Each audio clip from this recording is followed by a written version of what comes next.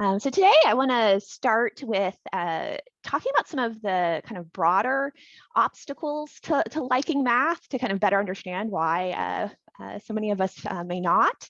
And I think that's helpful to realize that if you or your child's having problems, it's not just about you, that we are kind of in and I should note, I know that many of us may be from different cultures, and I am kind of speaking from a Western context and kind of as a white woman who spent most of her life in the US, but to talk about some of the trends there. And then also it's important, there are a lot of myths that I think it's helpful to counter with our kids. And then I'll touch on some more practical advice of kind of what are some things we can do about this. And then we should, yeah, hopefully have plenty of time for Q&A and discussion. So I think Western culture is awash in a lot of negative feelings and attitudes about math. I'll just share a few anecdotes, and I feel like I have so many that I've heard kind of over the years.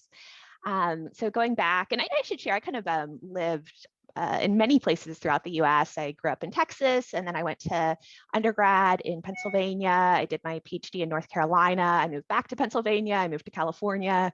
Um, but in undergrad, the the minister at my church, when he heard I was a math major, his mouth fell open and he just looked horrified. And he was like, "But Rachel, I thought you liked people." And this kind of perception, I think, of math as being, I don't know, antisocial or kind of the opposite of liking people. Another story is on a plane once in graduate school, and the man next to me had maybe a 6-month-old baby in his lap, and he's kind of cooing to the baby. And he's like, "Look at her. She's doing math. She's never going to use that again."